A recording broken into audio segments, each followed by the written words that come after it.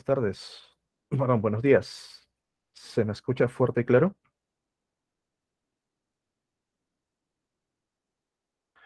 Chicos, consulta. ¿Con ustedes son el grupo que me faltó explicar traducción? ¿No?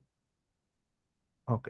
Bueno, no sé, uno de los grupos me faltó el tiempo. Bien, ¿qué tal, chicos? Voy presentando la pantalla. Por lo general, lo voy avanzando un poco, casi al mediodía tiende a saturarse la red, así que si se me escucha entrecortado, por favor me avisa, bien, para tomar las medidas y pausar un rato la clase hasta que se pueda estabilizar la red, bien.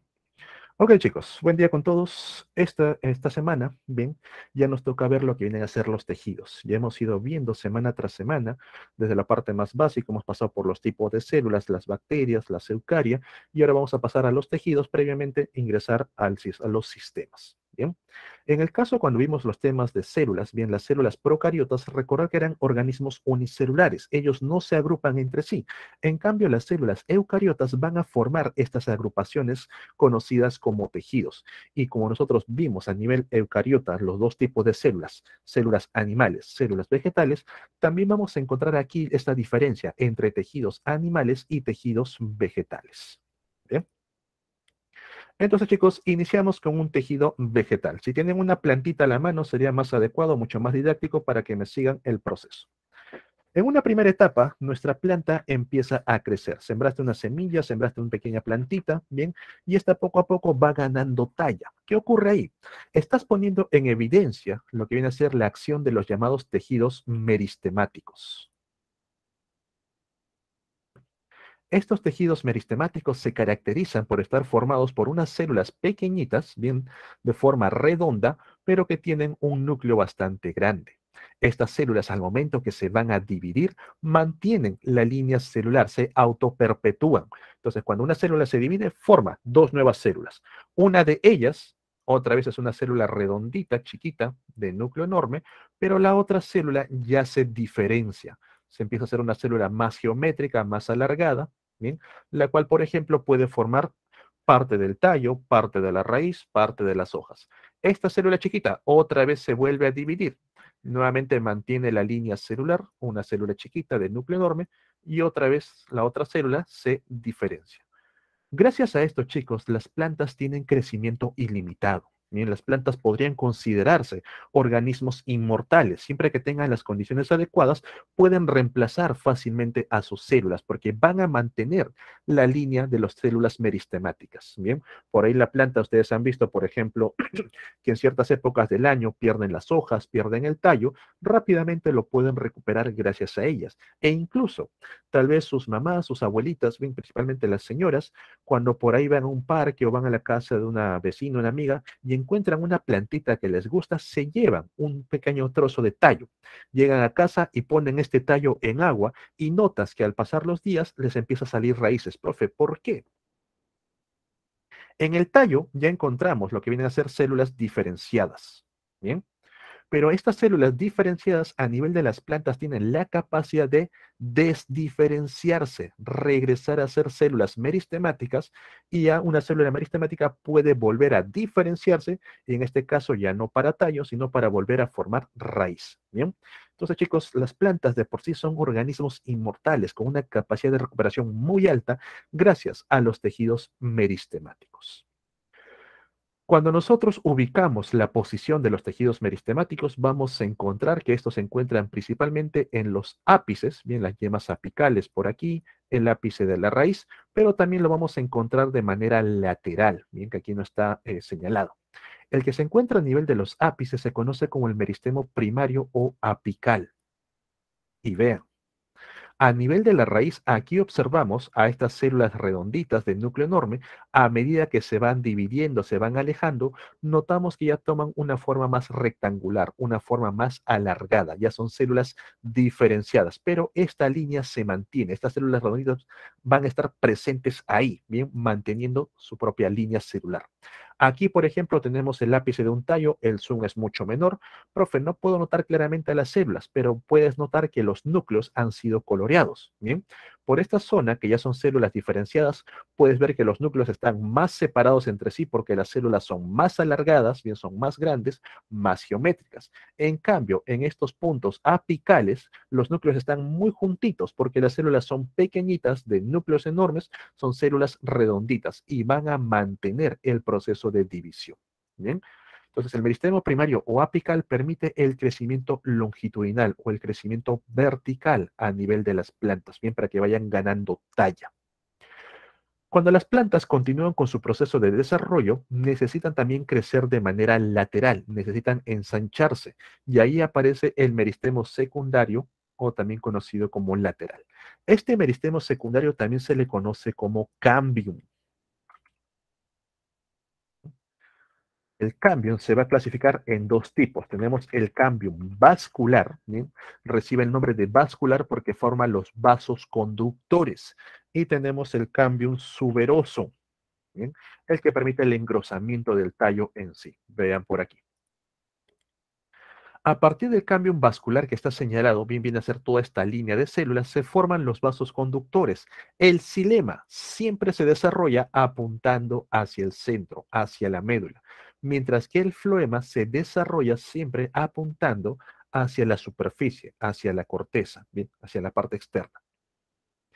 El cambio vascular está presente en todas las plantas, todas van a desarrollar vasos conductores, pero el cambio suberoso únicamente lo desarrollan las plantas arbustivas y los árboles en sí. ¿Quiénes no lo desarrollan? Las hierbas. Chicos, para que se entienda, cuando una planta está en proceso de desarrollo, bien, todas surgen como hierbas, un tallo completamente verdoso, bien, como por ejemplo tú has visto en el orégano, lo has visto en el culantro, en el perejil, completamente verdoso y bastante delgadito.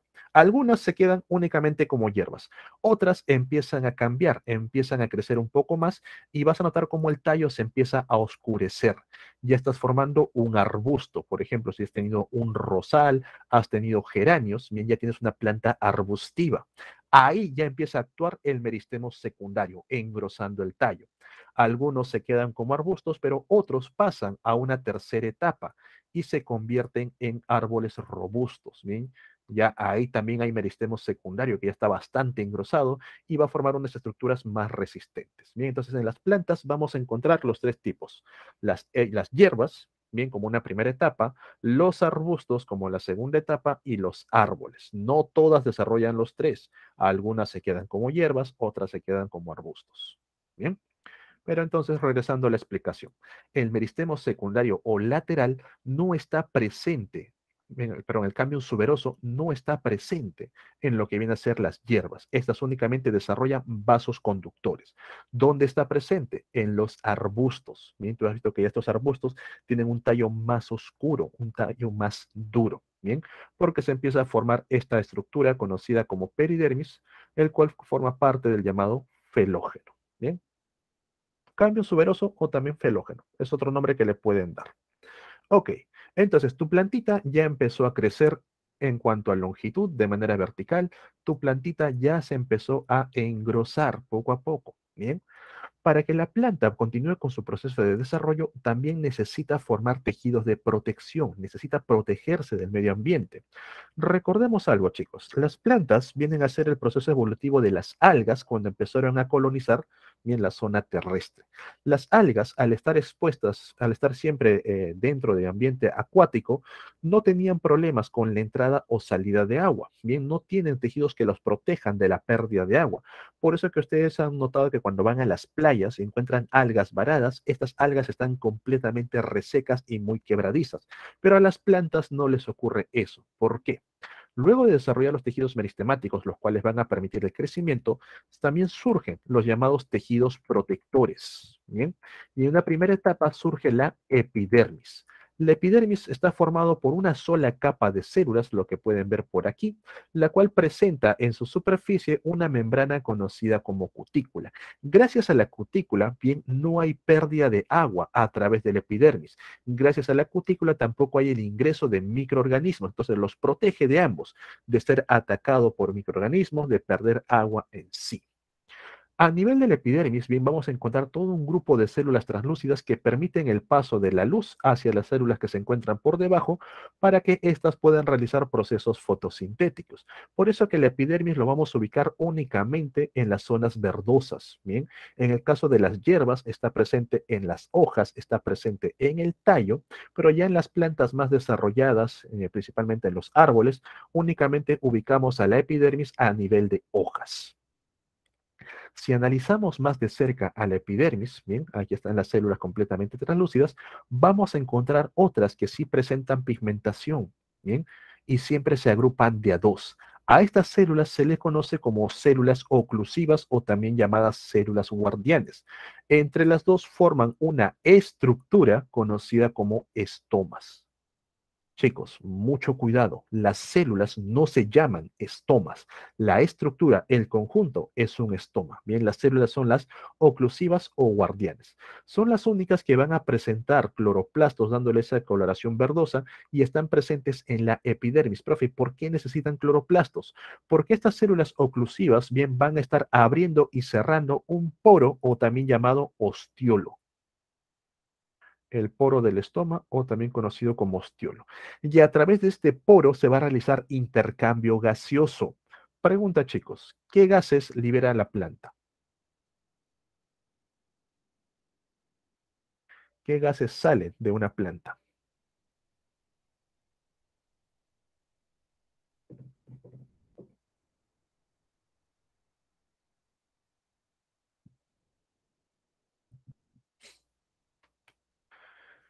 Libera vapor de agua. Agua bajo la forma de vapor, es correcto. Bien. Libera CO2. Las plantas respiran, utilizan mitocondrias, van a producir CO2 y también liberan oxígeno. Bien, son los tres gases que van a salir a través de los estomas.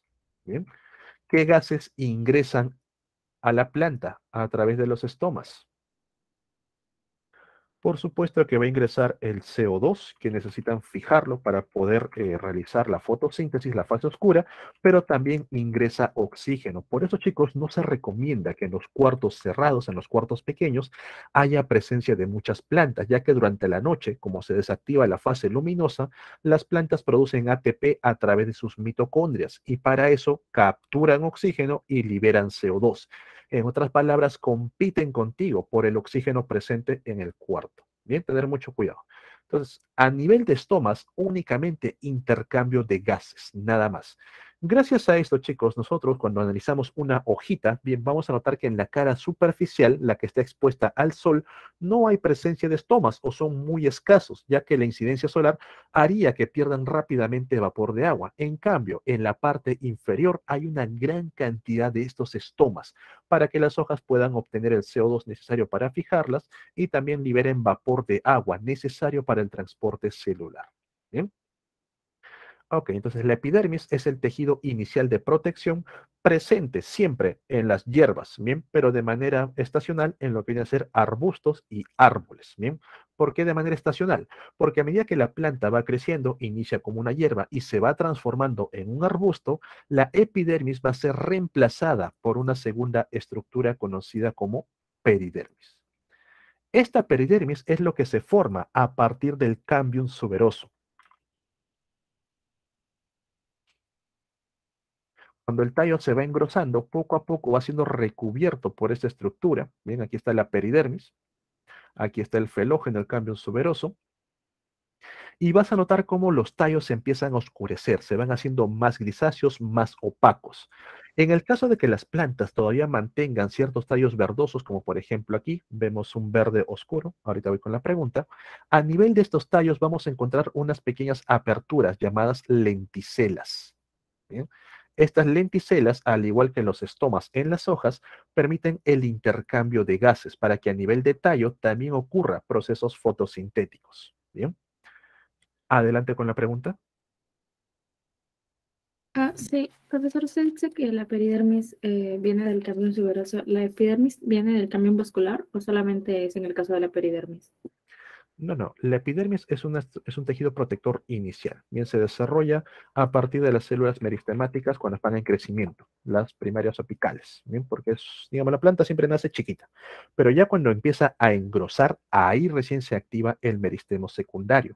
Hay las plantas que no son hierbas, porque en hierbas únicamente hay epidermis, bien, las que no son hierbas, como los arbustos, los árboles, ahí recién el cambio suberoso, o también llamado felógeno, forma a la peridermis. Esta peridermis recubre a la epidermis y le brinda mayor grosor. Por eso que poco a poco se va oscureciendo. Bien, en cambio, las hierbitas, estas únicamente tienen epidermis. Tú habrás notado cuando pelas tu culantro, tu perejil, el tallo es completamente verdoso y fácil de romper. En cambio, cuando tienes un arbusto, por ejemplo, alguna vez has querido romper una rosa o un geranio, habrás notado que el tallo es un poco más resistente y es más oscuro. ¿Bien? ¿Alguna otra duda, chicos? ¿Alguna otra consulta?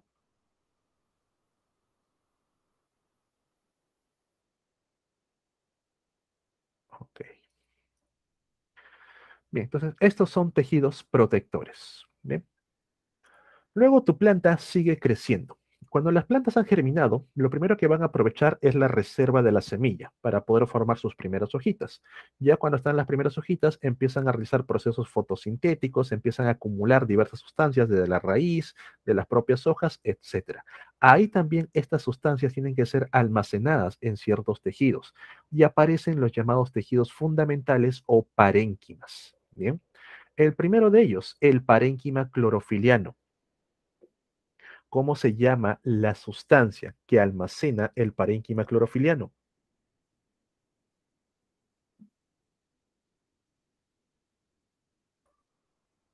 ¿Qué sustancia vamos a encontrar? La llamada clorofila. Mucho cuidado si me preguntan por la sustancia o si me preguntan por las organelas, ya que esta clorofila no se encuentra libre, sino que se encuentra almacenada dentro de los cloroplastos. Gracias a la presencia de este pigmento fotosintético, sabemos que donde hay presencia de parénquima clorofiliano, se lleva a cabo la llamada fotosíntesis. ¿Y dónde vamos a encontrar eso? Principalmente en las hojas, pero también puede estar presente en los tallos. Bien. No olvidar esto, chicos. Muchos tienden únicamente a pensar en las hojas, pero por ejemplo, cuando nosotros vamos por el desierto, por ahí encontramos a una de estas plantas llamadas cactáceas, ¿bien? Vamos a notar que presenta una forma lobulada, como si fuese una paleta, ¿bien? Esto también le conocen como una penca, ¿bien? Esto es un tallo, los tallos verdes, correcto. Es un tallo el cual realiza fotosíntesis. Las hojas se han modificado para volverse espinas y con eso evitar la pérdida de agua a través de los estomas. Bien, entonces el parénquima clorofiliano vamos a encontrarlo en las zonas verdosas, principalmente las hojas, por supuesto, pero también en los tallos verdosos, para realizar fotosíntesis. Producto de la fotosíntesis, la planta obtiene una gran cantidad de azúcares, una gran cantidad de lípidos, bien, bajo la forma de aceites, obtiene proteínas, las cuales tiene que ir almacenando, bien, para cuando lleguen las estaciones frías, como el invierno, el otoño. Bien, para eso va a desarrollar la planta al llamado parénquima de reserva, el cual bien va a tener como característica abundantes que las células del parénquima de reserva, que organelas presentan en abundancia. Hola, soy Bianca. Chicos, cuidado con el micro. ¿Qué organelas abundan? Que se encargan de reservar sustancias, que vimos en la clase anterior. Tiene esas piernitas gorditas. Cuidado con el micro, chicos. Alguien tiene el micro activado. Amiláceos, leucoplastos. ¿De acuerdo? Los leucoplastos son organelas encargadas de reservar sustancias. Ahí vamos a encontrar los amiloplastos, vamos a encontrar proteinoplastos, vamos a encontrar oleoplastos. ¿Bien? Entonces, esta parénquima de reserva va a estar presente en diversas zonas de la planta. Pero la planta, por ejemplo, cuando tiene abundante sustancia, la planta realiza fotosíntesis correctamente, va a empezar a producir los llamados frutos. Ahí hay una gran cantidad. ¿Bien? Acuíferos todavía no, ese es parénquima acuífero. Pero en el caso de que la planta no desarrolle frutos, la principal zona donde se van a ubicar los parénquimas de reserva es a nivel de raíz. Luego de la raíz, a nivel de tallo y luego a nivel de las hojas. ¿Bien? En ese orden. Prioriza a la raíz, es la principal. ¿Por qué? Cuando la planta se enfrenta a épocas bien de baja fotosíntesis, principalmente invierno, van a notar que previo a eso ha perdido las hojas, no las va a mantener, no va a gastar energía, no va a gastar reservas en mantener hojas. Luego, si en invierno es muy crudo, también pierde al tallo. Bien, empiezan a caerse el tallo porque tampoco tienen reservas para el tallo, pero va a tratar de que la raíz se mantenga hasta el final, porque una vez que ya empieza la primavera, a partir de las reservas de la raíz, vuelve a formar el tallo, vuelve a formar las hojas con los tejidos meristemáticos y la planta nuevamente se prepara para el siguiente invierno. Bien, entonces ahí ubicamos a los parénquimas de reserva. Luego tenemos al parénquima acuífero. Su propio nombre lo indica. Son parénquimas que van a acumular agua, van a acumular líquidos. ¿Bien? Para ello han desarrollado una gran cantidad, o mejor dicho, perdón, una organela bastante grande conocida como las vacuolas. Bien, de por sí ya las células vegetales presentan vacuolas enormes, pero en el caso del parénquima acuífero, estas vacuolas ocupan casi todo el espacio de la célula, dejando poco espacio para el resto de organelas. Aquí, por ejemplo, no vamos a encontrar muchos cloroplastos, no hace falta, no vamos a encontrar muchos otros tipos de plastidos porque tampoco son reservas, por ejemplo, de azúcares, reserva de proteínas. Únicamente son reserva de agua, es lo principal. ¿Y qué plantas van a requerir estas reservas de agua? Por ejemplo, si ustedes quizás han paseado por un bosque o por un parque, han pisado una plantita y se han resbalado, profe, ¿qué pasó? O han visto algunas plantitas que tienen unas hojitas carnosas, bien tienen un tallo bastante gruesito. A eso se le conoce como las suculentas. ¿Bien? Con abundante parénquima acuífero. O, por ejemplo, cuando van al desierto, bien encuentran las plantas desérticas o también llamadas xerofíticas, principalmente lo que vienen a ser las cactáceas. Van a notar también que esta penca está hinchadita. Cuando, por ejemplo, ven a la sábila, que es otro tipo de planta, van a notar que en su interior sale una gran cantidad de líquidos. ¿Y por qué? Son métodos adaptativos que han desarrollado estas plantas para poder sobrevivir frente a condiciones de escasez de agua. Por si acaso, si tú tienes una cactácea bien en casa y a diario lo riegas, le salen hojas. Ya no forma espinas, forma hojas. Si no me crees, haz la prueba. Bien, pero las que están adaptadas de manera natural van a presentar las espinas para evitar la pérdida de agua y presentan estas pencas bien hinchaditas por el parénquima acuífero. Por último, tenemos al parénquima aerífero. Pregunta, chicos, estas células del parénquima aerífero, ¿qué almacenan en su interior? Aire. No. Las células no almacenan nada. Mucho cuidado. Entre las células se forman espacios intercelulares. ¿Bien? En estos espacios intercelulares, ahí es donde se almacenan gases, aire. Bien, no está dentro de una célula. Entonces, tener mucho cuidado con las preguntas de verdadero y falso. Bien, el parénquima aerífero está caracterizado porque las células que lo conforman dejan espacios donde va a haber acumulación de gases. Gracias a estos espacios, bien, estos tejidos permiten darle flotabilidad a las plantas, porque lo vamos a ubicar principalmente en las plantas acuáticas. Por ejemplo, ustedes van a una laguna, bien, por aquí está el nivel de agua, van a notar que muchas plantas se encuentran en la superficie, tal por ejemplo la flor del loto, un jacinto de agua, unas lentejitas de agua, bien, todas ellas se encuentran con flotabilidad, se encuentran en la superficie gracias al parénquima aerífero. Bien, pero el parénquima aerífero no es aire dentro de las células, sino aire en los espacios intercelulares. También hay plantas que son propiamente acuáticas, bien, que están pegadas al fondo, como tal es el caso del pasto marino. En el caso del pasto marino también va a desarrollar parénquima acuífero, pero no tanto para que se mantenga en superficie, sino para que se mantenga erguido. Es como, por ejemplo, atarle una botellita con aire para que se mantenga recto bajo el agua. Ahora, chicos, una cosa muy peculiar en esta zona de los parénquimas. Les van a poner, para poder confundirlos, una gran cantidad de ejemplos de algas. Bien, te pueden preguntar lo siguiente. Se ha encontrado bien que en las zonas rocosas que bordean una playa crecen unas algas verdosas, de un verde brillante. ¿Qué tipo de parénquima abunda en estas algas?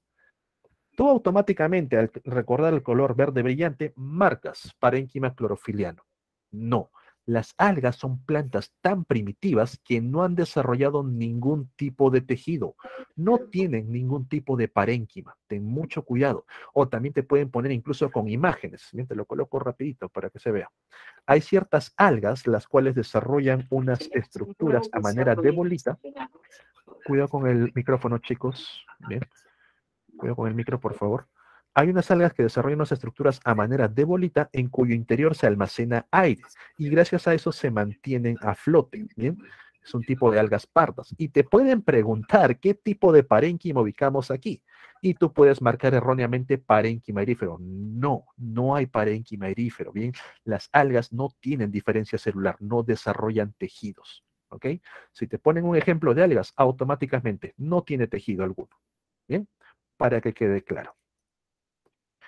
Ok, entonces continuamos con el proceso de desarrollo de tu plantita. Ya tu planta desarrolló los tejidos fundamentales o parenquimatosos, ya tu planta sigue creciendo, pero empieza a alcanzar ciertas tallas y notas que tu planta necesita ayuda para mantenerse erguido. Entonces, las plantas, para evitar colapsar sobre su propio peso, para seguir creciendo de manera vertical, empiezan a desarrollar tejidos de sostén, tejidos que van a sostener al organismo. Y aquí encontramos al colénquima y al esclerénquima. Una única función, su propio nombre lo dice, el sostén mecánico. ¿Bien? Sostener a la planta. El tejido de sostén no se desarrolla en las hierbas, aparece recién en los arbustos, bien, porque ya la planta tiene cierto tamaño, ya tiene cierto peso. Y el primero que aparece es el llamado colénquima, bien. El colénquima, las células que van a formar al colénquima, han sufrido un proceso conocido como suberificación, por acción de una sustancia conocida como la suberina, bien. Y el término cambium suberoso. ¿Qué ocurre con esta suberificación? Las células han sido parcialmente engrosadas a nivel de las paredes. Este parcial engrosamiento le brinda mayor resistencia al peso, ¿bien? Pero a su vez algunas de ellas empiezan a perder el núcleo, ¿bien? Ya no lo necesitan. Otras todavía lo conservan por aquí. Entonces son células con paredes parcialmente engrosadas. Van a resistir cierto peso. También le brindan cierta elasticidad. Por ejemplo, tú cuando tienes tu ramita de culantro, rápidamente lo quiebras, le pones la uña sin ningún problema y ya rompiste ese tallo. En cambio, con los arbustos te cuesta un poco más. Has intentado romper un geranio, has intentado sacar una rosa, has tenido que moverlo a un lado, moverlo al otro. Bien. Cuidado, chicos, con el micro, por favor. Has tenido que moverlo en varios sentidos para que recién se pueda separar. ¿Gracias a qué? Al colénquima. En cambio, cuando la planta ya deja de ser un arbusto y se empieza a convertir en un árbol y es mucho más grande, ya es mucho más pesado, desarrolla el esclerénquima. Ahí actúa otra sustancia con otro proceso, la llamada lignificación. Bien, con una sustancia conocida como la lignina.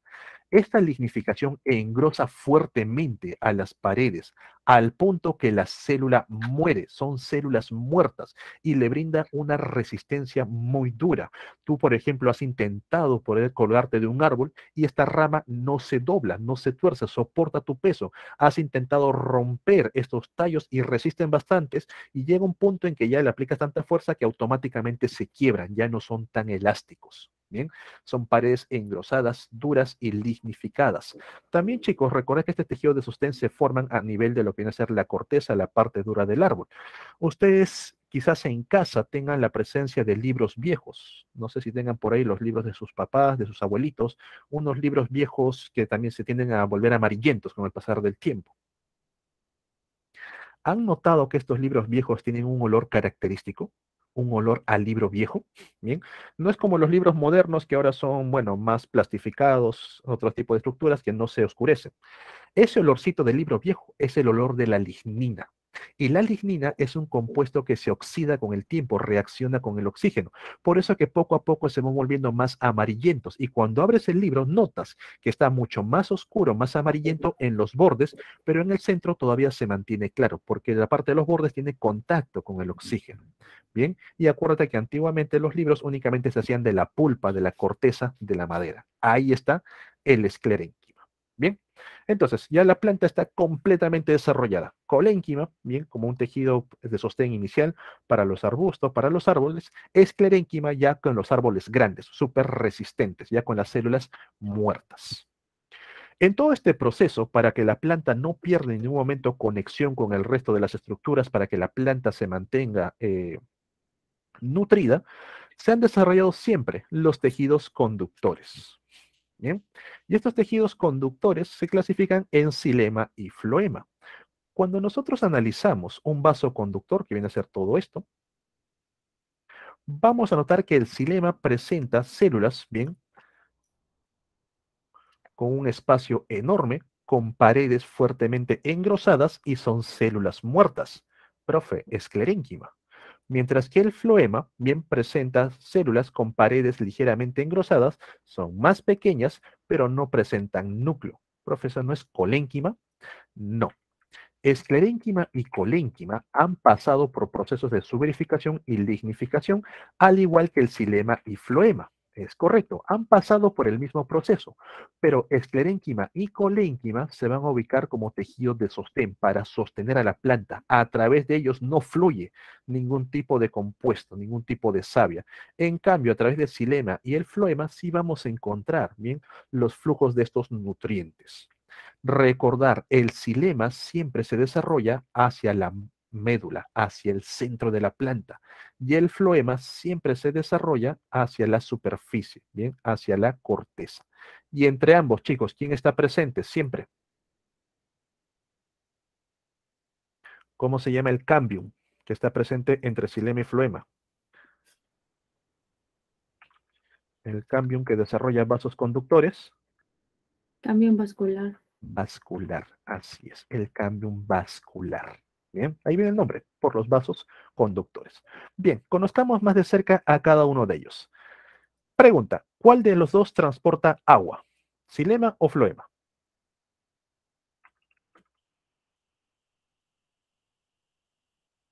¿Cuál de los dos transporta agua? Xilema, profe, en una. El xilema transporta la llamada savia bruta. ¿Y qué cosa es la savia bruta? Agua más sales minerales, bien, que es otra forma de decirlo, de decirle a los iones. Mientras que el floema, bien, cuando el agua con las sales minerales han llegado a los órganos fotosintéticos, a las hojas, al tallo, ocurre la fotosíntesis, bien, la savia bruta ahora se convierte en savia elaborada. ¿Y qué cosa es la savia elaborada? Agua más nutrientes.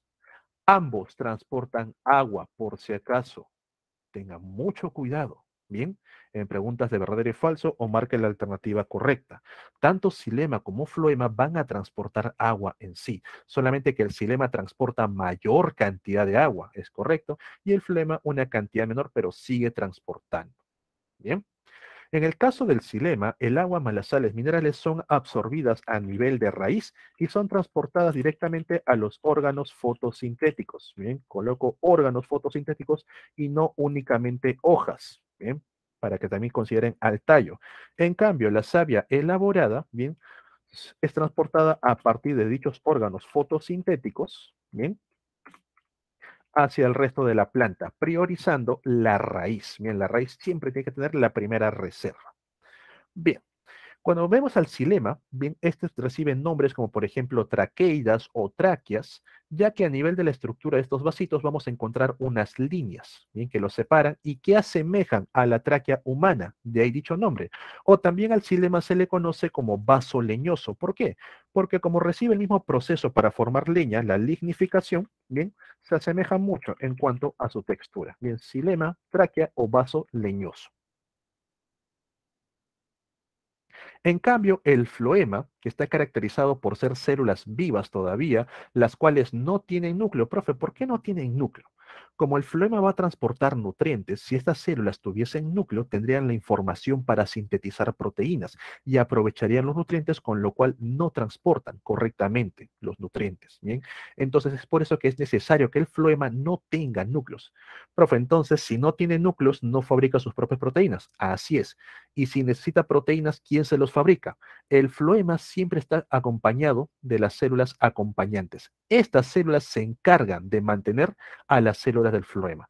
También vamos a encontrar la presencia de células parenquimáticas, sobre todo el parénquima de reserva, que va a ir almacenando bien nutrientes dentro de sus leucoplastos. Al floema también se le conoce como el tubo criboso, ya que entre célula y célula vamos a encontrar a la placa cribosa. ¿Y por qué se llama así? Porque tiene cribas, tiene orificios. Bien, estos son los huequitos. A través de las placas cribosas se da el intercambio de fluidos. Al floema también se le conoce como los vasos liberianos. Bien, ¿por qué le colocaron ese nombre? Eso sí, no sé. Simplemente te lo grabas. Bien, el de leñosos ya sabes por qué, porque sufren el mismo proceso para formar la leña. Entonces, chicos, ahí tenemos a los llamados tejidos conductores, xilema y floema, los cuales se desarrollan a partir del cambio vascular en todo tipo de planta, hierba, arbusto o árbol. Bien, ambos transportan agua, pregunta clave, tengan mucho cuidado. Bien, pasamos ya al último tipo de tejidos, los llamados tejidos secretores. Ya cuando la planta está completamente desarrolladita, ya la planta no requiere nada más, es muy común que empiece a formar este tipo de estructuras. Bien, los tejidos secretores empiezan a formar frutos, ya está bien formado. Empezamos con los llamados nectarios. A nivel de los nectarios se va a producir una sustancia dulce, bien que está formada principalmente por agua y azúcares, conocidos como néctar. Estos nectarios se ubican principalmente a nivel de las flores, pero también pueden estar en otras estructuras, como por ejemplo en la base de las hojas o por ejemplo en las flores modificadas, en las plantas carnívoras. Bien, estas plantas tienen nectarios en la base e ingresa el organismo, los insectos principalmente, y rápidamente lo atrapan. Bien, entonces los nectarios que desarrollan las plantas sirven para dos funciones. Número uno, la más principal, para procesos de polinización, pero también número dos, para poder atraer a sus presas. Bien, y aquí viene una pregunta muy clara, chicos. Para que la planta pueda polinizar, ¿qué tipo de organismos son atraídos por los nectarios? ¿Qué tipo de organismos ayudan a polinizar a una planta? ¿Quiénes conocen? Abejas, correcto. Ahí entra en el grupo de los insectos. Bien. Insectos de todo tipo ayudan en estos procesos de polinización. Se ven atraídos por el néctar, adquieren sus nutrientes, pero a su vez se llevan granos de polen pegados al cuerpo. ¿Qué otro organismo también se encarga de polinizar o es atraído por los nectarios para dicho fin?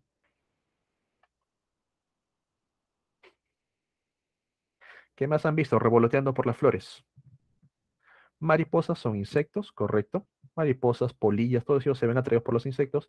Los colibríes, bien, las aves. Las aves también ayudan en los procesos de polinización. Y falta uno más. Hay otro animalito más que también está presente y es un gran polinizador, bien que muchos de nosotros ignoramos ese papel importante en los ecosistemas. ¿Las Y que abejas? abejas son insectos. Y que ha sido causante, bueno, ha sido acusado bien, sin pruebas todavía, como ser el causante del corona. Murciélagos, bien pequeños mamíferos, así es. Vamos a encontrar a mamíferos también como grandes polinizadores, principalmente los murciélagos por la capacidad de volar y aparte, a diferencia de las aves, los mamíferos desarrollan pelos. En estos pelos quedan más fácilmente pegados los granos de polen, pero también vamos a tener otros mamíferos como por ejemplo los ratoncitos. Bien, chicos, si ustedes se encuentran la presencia de murciélagos en su zona frente a, a un parque, por favor no los maten, no los boten, bien, son muy esenciales para eso, bien. Aquí pueden ver, así están, pegaditos de granos de polen, absorbiendo con su larga lengua el néctar, bien, y permitiendo la polinización. De estar presente en sus casas, llamen a las autoridades adecuadas para que los retiren y los puedan reubicar, bien. Ok, pipí de perro también, pero como nutriente. Bien, insectos, aves y mamíferos. Bien, van a relacionarse con los nectarios. También supongo que en algún momento de su vida, a mí me tocó aprenderlo de la peor manera, han tenido contacto con la ortiga, con la hiedra venenosa. Bien, y creo que me dieron un sol por apretarla fuertemente con mi mano y han notado que rápidamente el contacto con estas plantas, tu mano se empieza a inflamar. Bien, ¿por qué? Porque a nivel de estas plantas, vamos, sí, a mí también, pero no tanto. A nivel de las plantas vamos a encontrar los pelos glandulares, que son estructuras que van a presentar unas glándulas que puede estar presente en la punta, puede estar presente en la base, ¿bien? Estos pelos glandulares están en el tallo, en las hojas, ¿bien? Y en estas glándulas se producen los llamados aceites esenciales. Algunos de estos aceites, como es el caso de la ortiga y la hiedra venenosa, resultan ser sustancias urticantes, los cuales en contacto con tejido epitelial empiezan a formar inflamación. Por eso que se te hincha y te empieza a generar escozor, te pica cada rato, tienes que ponerte hielo, ponerte otras cositas para poder desinflamar, o en el peor de los casos, porque hay gente que también conozco que ha tomado extracto de ortiga, se le inflama todo el conducto digestivo y peor aún el conducto respiratorio. Rápidamente les colocan antihistamínicos para que se desinflamen esos tejidos. ¿Bien? Esa es la acción de los pelos glandulares. También lo habrán sentido, por ejemplo, a nivel de lo que vienen a ser los geranios. Bien, no sé si han visto cuando un geranio es regado o ha pasado la lluvia, quedan gotitas pegadas en todo el tallo, en todas las hojas. Profe, parece que estuviera afelpado las hojitas. Esos son pelos glandulares. O, por ejemplo, en el tallo de los girasoles. Bien, que da cositas tocarlo porque también tiene la presencia de estos pelitos glandulares. Luego tenemos a las cavidades secretoras. Más de uno ha comido o ha llevado naranjas o algún tipo de cítrico al colegio. Pregunta, chicos, ¿qué hacían con la cáscara? Aparte de botarlas en el tacho, que era lo más común de hacer en su infancia. Es que lo han tenido.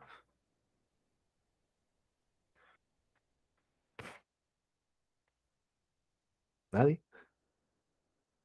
No jugaban con la cáscara de naranja, con la cáscara de mandarina, peor aún con la cáscara de limón.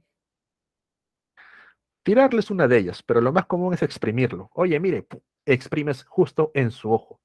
Profe, al momento que lo exprimía, notaba que salía una especie de spray, bien salían unas pequeñas partículas. ¿Por qué? A nivel de los cítricos, principalmente ellos, bien, en la capa más externa, en el exocarpo, vamos a encontrar estos espacios conocidos como cavidades secretoras. En estos espacios, las células que están alrededor, bien que son células que tienen forma de semiluna, van a secretar sustancias ácidas, bien, a manera defensiva. No para que juegues con tus amigos, sino, por ejemplo, cuando llega un insecto, bien, una larvita, y empieza a comer poco a poco, va atravesando la cáscara, y entra en contacto con esta sustancia ácida, bien, le resulta tan desagradable que simplemente deja de hacerlo y se va a otra parte de la planta o se va por otro fruto. Bien, es una manera defensiva que tienen principalmente los cítricos. Bien. De igual manera tenemos a los tubos laticíferos, los cuales vienen a ser tejidos que se desarrollan por debajo de la corteza, que van a producir una sustancia bien formada principalmente por agua, presencia de alcaloides, algunas proteínas. Esta es una sustancia conocida como el látex. El látex, a diferencia de lo que viene a ser las cavidades secretoras, no es una sustancia que tienda, digamos, a ser desagradable, sino que es una sustancia tóxica. Bien, cuando, por ejemplo, llega una polilla o algún tipo de insecto que atraviese la corteza, como son células muertas, no se pueden defender, y antes de que ingrese al árbol, se encuentra con los tubos laticíferos, tiene contacto con el látex y resulta tan tóxico que lo mata. Ese espacio dejado, ese hueco puede ser el ingreso de diferentes microorganismos. Y estas sustancias, estos látex, también son germicidas. ¿No has visto que cuando una planta, por ejemplo, podan, le cortan una rama, empieza a botar un líquido blanquecino? No solamente hay presencia de savia, sino que también la presencia de esta sustancia que evita la infección por microorganismos. De ahí, chicos, que nosotros conozcamos algunos tipos de látex que le hemos dado ciertos usos. Principalmente tenemos al caucho, bien es uno de los más conocidos, el cual aprovechamos del árbol de caucho, bien, le sacamos esta resina y lo transformamos. Pero también hay otros, como por ejemplo, han limpiado el baño con la llamada resina de pino o pinesol. ¿Conocen al pinesol? Eso también es una sustancia hecha a partir del látex, bien, el látex del pino, y es un poderoso germicida que impide la presencia de microorganismos en dichas superficies. O, por ejemplo, ¿cómo se llama ese compuesto de color rojizo que ustedes utilizan para cicatrizar heridas de manera externa? Ojo, solo de manera externa, porque si lo consumen es tóxico. ¿Cómo se llama ese líquido rojizo? Que lo obtiene de una planta también cortándole el tallo. La sangre de grado, correcto. ¿Bien?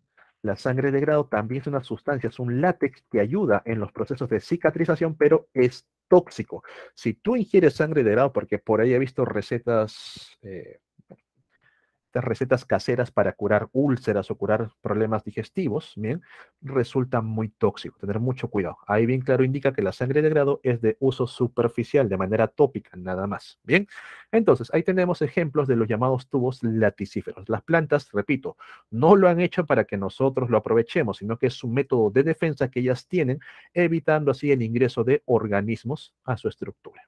Bien. Ok, chicos, hasta aquí sería la parte de tejidos vegetales. ¿Queda alguna duda, alguna consulta?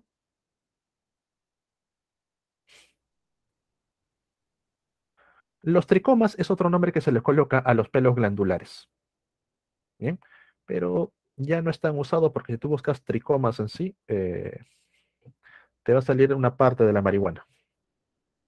Profesor, ¿podría explicar un poquito de lo que es la teoría del arrastre y flujo de masas? En la teoría de arrastre y flujo de masas lo vamos a ver en la parte de transporte, pero tiene que ver con lo que son los tejidos conductores y también con los estomas. Recordando la primera clase, las moléculas de agua, bien, están sujetas en sí a través de los puentes de hidrógeno. Si yo jalo una molécula, esta jala a la que está abajo y así se va generando una reacción en cadena. Bien, esto es un arrastre de por sí. Gracias a eso, por ejemplo, ustedes pueden usar una pajilla, un sorbete, una cañita para poder succionar su bebida, bien, porque las moléculas se van a ir jalando una tras otra por la presión. Lo mismo ocurre a nivel de los xilemas, bien. En el estoma se pierde una molécula de agua y esta molécula que acaba de salir jala a la que está atrás de ella. Esta jala a la que sigue y así van generando todo un arrastre, bien, hacia las raíces. Por eso que a nivel de raíces el agua ingresa sin ningún problema. Ahí el nombre de arrastre por transpiración. Bien, a nivel de los estomas transpira y genera toda la cadena de arrastre. El floema tiene otro tipo de transporte, el llamado flujo de masas, el cual sigue las gradientes. ¿Se acuerdan del tobogán? Cuando vas de una zona de alta concentración a una zona de baja concentración. Esto es una gradiente. ¿Y qué ocurre? A nivel de las hojas, ¿qué tenemos? Una gran cantidad de azúcares, pero en cambio en otras zonas como la raíz, el tallo, estos azúcares se gastan. Como ambos están conectados por los floemas, ¿bien? Entonces ahí ocurre el transporte por flujo de masas. ¿Bien? Esto, chicos, lo vamos a ver nuevamente en sistema vascular a nivel de plantas. Esto simplemente es la parte inicial. ¿Ok? ¿Alguna otra duda, chicos? ¿Alguna otra consulta? ¿Vamos todo bien? Ok. Entonces, dejamos a las plantas y pasamos a los animales. Y aquí vamos a encontrar tejidos animales. ¿Cuántos son? Únicamente cuatro. Tejido epitelial, conectivo o conjuntivo, el que conecta todo, muscular y nervioso. Profe, ¿y el tejido óseo, cartilaginoso, sanguíneo, adiposo, dónde están? Todos ellos son parte del tejido conectivo y vamos a ir viendo por qué son parte de este tejido. Bien. Ok, chicos, iniciamos con el tejido epitelial. Cuando nosotros hablamos acerca de la formación de un organismo, tenemos que recordar a las capas embrionarias, las cuales son tres. La capa más externa a nivel embrionario se conoce como el ectodermo. La capa más interna viene a ser el endodermo. Y entre ambas, en la parte del medio, se forma el mesodermo. ¿Bien? Ecto, lo más externo, endo, lo más interno, y meso de medio. Ok. De la capa más interna, del endodermo, se forma lo más interno de nosotros, todo lo que conecta la boca con el ano. Aparato respiratorio, sistema digestivo, nada más. Bien, todo lo que conecta la boca con el ano, también se le conoce como el tubo digestivo. Ahí está el aparato respiratorio y el sistema digestivo en sí. De la capa más externa, lo más superficial, bien, del ectodermo, está todo lo superficial de nosotros, la piel y el sistema nervioso. Bien, la piel y el sistema nervioso. Hay que en algunos puntos se junta la piel con el sistema nervioso y forma los órganos de los sentidos, los órganos receptores, bien, el tacto, el gusto, el olfato, todos ellos. Bien, ahora, uniendo nuestro tubo digestivo junto con toda la parte superficial, rellenando ese espacio, ahí está el mesodermo, formando huesos, formando cartílago, formando músculo, formando la grasa. Bien, Entonces, repito, chicos, para que se entiendan las tres capas embrionarias. Lo más interno, endodermo, todo lo que conecta la boca con el ano. Aparato respiratorio, sistema digestivo. Lo más externo, ectodermo, la piel y el sistema nervioso. Conectando y rellenando los espacios entre ambos, el mesodermo, meso de medio. Bien. Huesos, cartílago, músculo, grasa. Bien. Profesor, ¿y el tejido sanguíneo también se origina en el mesodermo? Sí, también. Me faltaba eso. Bien. Es el relleno, sí, mesodermo. Así Ahí es. Entonces, el tejido epitelial se forma a partir de los tres tejidos. Profe, no solamente el ectodermo. Del ectodermo tenemos la piel que nos recubre, pero también tenemos tejido epitelial de manera interna. Por ejemplo, a nivel del epitelio intestinal, bien, que va a empezar a absorber nutrientes, a nivel de los alveolos para el intercambio gaseoso. También tenemos tejido epitelial a nivel del mesodermo, recubriendo ciertas estructuras, formando membranas, como por ejemplo rodeando al hueso, rodeando el cartílago. Bien, el tejido epitelial, por si acaso, se forma a partir de las tres capas embrionarias. Bien, que quede claro. Cuando nosotros analizamos la estructura del tejido epitelial, vamos a notar que está formado por un conjunto de células que están unidas entre sí a través de unas estructuras llamadas desmosomas, pero también se encuentran unidas a una membrana basal. Profe, ¿por qué una membrana basal? Porque lo que caracteriza a las células epiteliales es que no tienen presencia de vasos conductores, son avasculares. Al no presentar vasos conductores, necesitan nutrirse de alguna manera. Ahí entra la membrana basal, transportando los vasos sanguíneos para nutrir al tejido epitelial. Entonces, entre células se unen por desmosomas y con la membrana basal se unen a través de hemidesmosomas. Ustedes han aprovechado en colegio esta característica de que sea avascular. Yo sé que más de uno ha intentado y lo ha hecho, bien, los bordecitos de los dedos te los has comido o los has atravesado con una aguja o un alfiler y han quedado unidos y no sangra. ¿Por qué? Porque únicamente estás teniendo contacto con tejido epitelial. Tal vez por ahí también te caíste o rozaste una pared que estaba en construcción, te raspaste el brazo y notaste que únicamente se sale como una especie de membrana, como si fuese telaraña, pero no sangra para nada. ¿Por qué? Únicamente dañaste tejido epitelial. Cuando has ido a la playa, te has quemado, no te pusiste bloqueador, tu brazo quedó rojito, tu espalda quedó roja, esta piel ya murió, se retira y notas que toda esa zona queda fuertemente enrojecida. Profe, ¿por qué? Uno, porque la membrana basal está más expuesta y dos, porque los vasitos sanguíneos empiezan a transportar más sangre para tratar de refrescar toda esta superficie. También estas zonas enrojecidas te duelen al contacto, cuando te pones la ropa te empezaba a doler porque el tejido epitelial recubre a las terminaciones nerviosas. Al no estar presente, estas terminaciones nerviosas son más sensibles y generan dolor.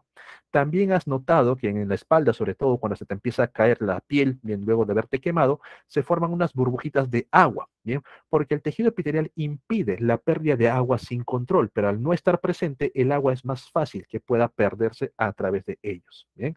Entonces el tejido epitelial es avascular. Otra característica del tejido epitelial es que las células no liberan muchas sustancias fuera de ella, por eso que tienen una textura, digamos, algo así, más seca, no tienen una consistencia como por ejemplo cuando estás tocando cartílago, que tiene una forma suavecita, o estás tocando, por ejemplo, grasa, bien, que tiene una forma, una textura distinta.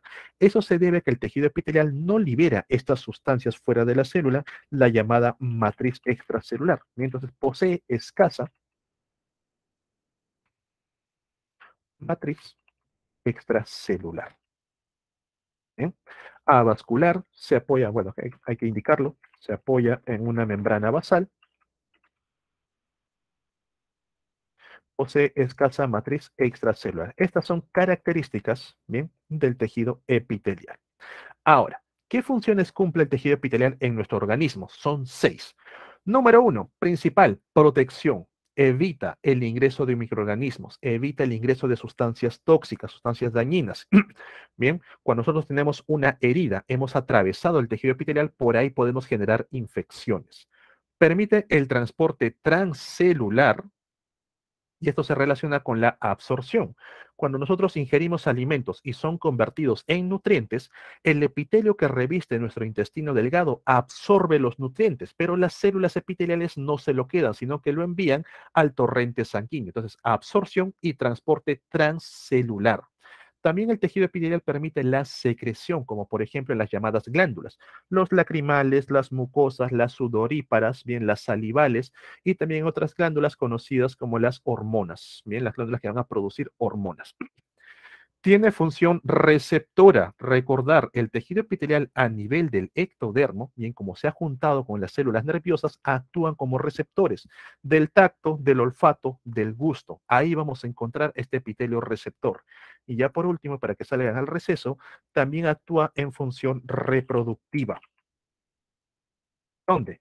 A nivel del epitelio germinal, bien, presente en los testículos, a partir de los cuales se van a formar los gametos conocidos como espermatozoides. Bien, entonces estas son las 6 funciones que nosotros vamos a encontrar en el tejido epitelial. Bien, chicos, son las 11:55. Bien, tenemos un receso hasta las 12:10. Pausa por aquí. 12:10 en punto, continuamos.